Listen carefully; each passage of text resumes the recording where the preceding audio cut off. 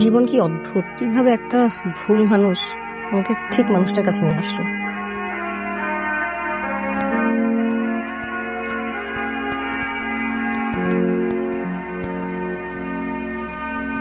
আপনি আমাকে জড়ায় ধরলেন কেন? জড়িয়ে কোথায় ধরলাম? পড়ে যাচ্ছিলেন, বাঁচানোর চেষ্টা করেছি।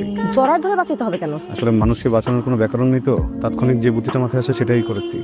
আপনার তাৎক্ষণিক বুদ্ধি তো খুব ভালো, এক মুহূর্তের মধ্যে আপনি ডিসাইড করে ফেললেন যে কিভাবে জড়ায় ধরতে হবে। ভণ্ড কোথাকার, মেয়েদেরকে দেখে জড়ায় ধরতে ইচ্ছে করে। Excuse me, I am talking to you. আমি জানি না কি করলাম আর কেন কি হলো, কিন্তু একটা কথা না বলে পারছি না। আপনি চাইলে আমার আরেক গালে খুশি চর বসিয়ে দিতে পারেন, কথাটা বলা জরুরি।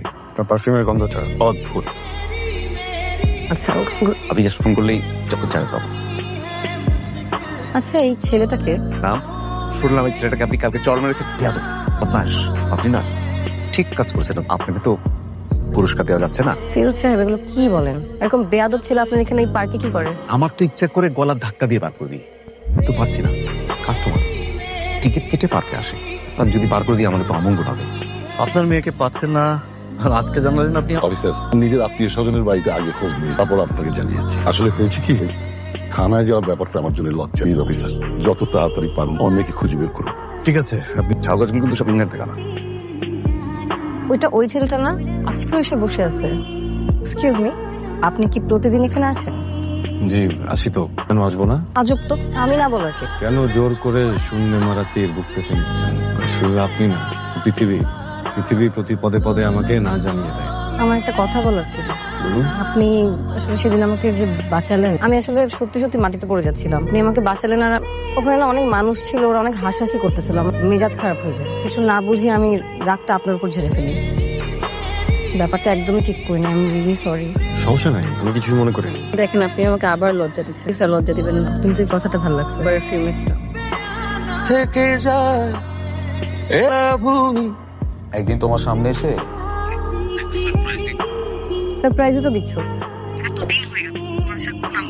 যত দ্রুত সম্ভব আমি আসছি। এক্সকিউজ মি, আপনি কিন্তু প্রতিদিন আসেন কেন? আমি এখানে আসি অযথা, শৈশব খোঁজার চেষ্টা। আর কোথায় কোথায় যান আপনি? ছেলেটা জায়গা নিয়ে যাবো আপনাকে। আচ্ছা, এই যে সাংঘাতিক অবস্থা, আপনাকে আজকে হঠাৎ এখানে কেন নিয়ে আসলাম জানেন? না। কারণ এই নদীর পার আমার খুব প্রিয়, পার্কের থেকেও বেশি প্রিয়। কেন? কারণ নদীর পাড়ে আসলে নিজের ভেতরে সব দুঃখ কষ্ট কমে যায়। সে তার সকল দুঃখ কষ্ট নিজের ভিতরে লুকিয়ে রাখে। শিক্ষার বিষয়। কিন্তু কথাও খুব দারুণ বলেন। বলতে তো হবেই, একা মানুষ, তা নিয়েই তো বেঁচে আছি। ক্ষুধা লাগছে? আচ্ছা, আপনাদের এখানে আশেপাশে ভালো রেস্টুরেন্ট করেছে, কই খাবেন আমাকে? যেখানে বলবেন ওখানে খাবো, তো আমাকে 20 টাকা সময় দিতে হবে। কেন? কোন রেস্টুরেন্টে খাওয়াবেন সেটা ডিসাইড করতে 20 মিনিট লাগবে? না মানে ওই বিষয়টা যেটা বেতনটা হয়নি তো, ওই রেস্টুরেন্টে যাওয়ার আগে লোনের ব্যবস্থাটা একটু করতে হবে। ওখানে মিনিট 20 সময় হয়ে যেতে পারে। কোথাও যাওয়া লাগবে না, আমি খাওয়াবো। কি বলেন আপনি? না না, আপনি মাত্র খাওয়ার কথা বলেন না, এর মাঝে আপনি আবার ঠিক আছে, তাহলে আমার থেকে ধার নেন, আপনাকে ঋণী করে রাখা যাবে। কেন বলুন তো, মানে আমাকে ঋণী করে রাখতে চান কেন? ঋণী মানুষ বিনয়ী হয়। তাহলে আপনি বলতে চাচ্ছেন আমি বিনয় না? বলেন না হয় আরেকটু। আর শোনেন, আজকে আর খাবো না, আপনি বেতন পান তারপর খাবো।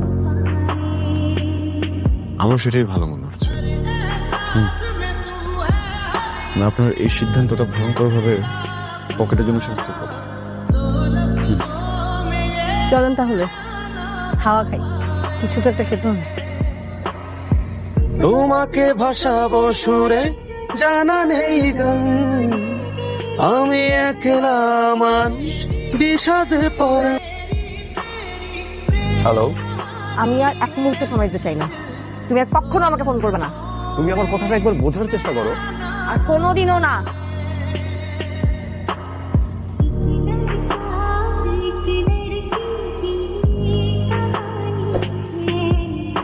মা, মারে কি হয়েছে তোর? বাবা, আমি ভুল করছি, তুমি কি আমাকে ক্ষমা করবা? অবশ্যই। কোথায় তুই মা? চলে আয় না, চলে আয়।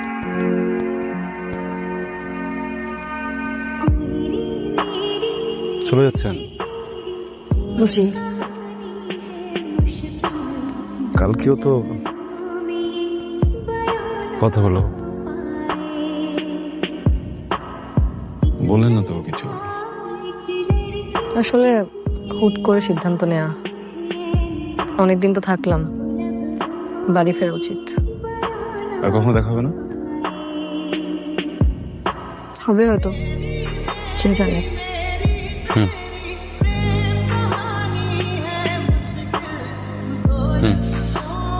আর কিছু বলবেন না? না। বাড়ির ঠিকানাটা চাইবেন না? যার নিজেরই বাড়ি নেই সে আরেকজনের বাড়ির ঠিকানাতে কি করবে বলেন? আর একটা কিছু বলেন।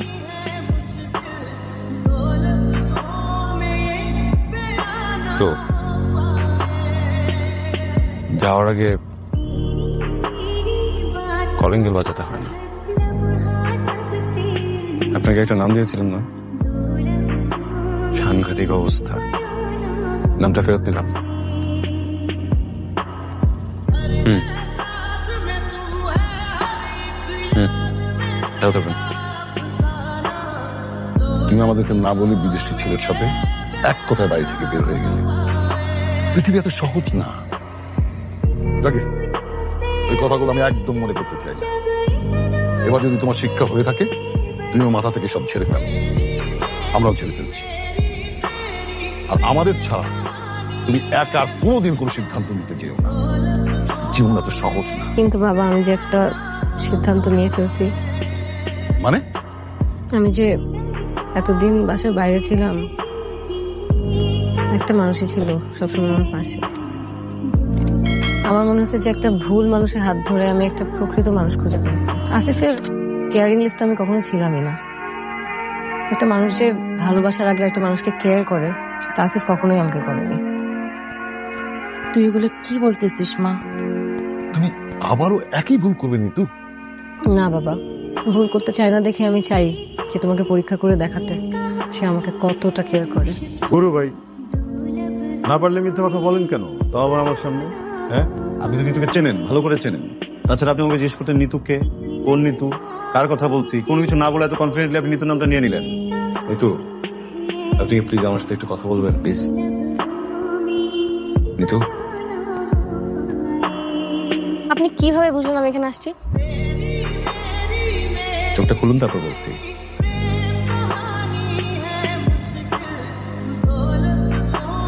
আপনার পারফিউমের ঘ্রাণ। পারফিউম? আপনার চোখটা যে ওড়না দিয়ে বাঁধা, ওটাতেও তো পারফিউম দেওয়া ছিল। পারফিউমের ঘ্রাণ তো আছেই। 3 থেকে 4 দিন আগে পারফিউম দিয়েছিলেন। পারফিউমের ঘ্রাণ আছে টুকটাক, কিন্তু আপনার ঘ্রাণটা মিসিং ছিল। কিন্তু এই ঘরে আসার পর থেকে কেন যেন পারফিউমের ঘ্রাণের পাশাপাশি ভয়ঙ্কর ভাবে, ভরপুর ভাবে আপনার ঘ্রাণ পাচ্ছিলাম। তখনই বুঝেছি আপনি এখানে আছেন। দেখছো বাবা, কি পরীক্ষায় পাশ করলো? আচ্ছা ঠিক আছে, দেখ তুই তো ভালো মনে করিস। জীবন কি অদ্ভুত, কিভাবে একটা ভুল মানুষ আমাকে ঠিক মানুষটার কাছে নিয়ে আসলো।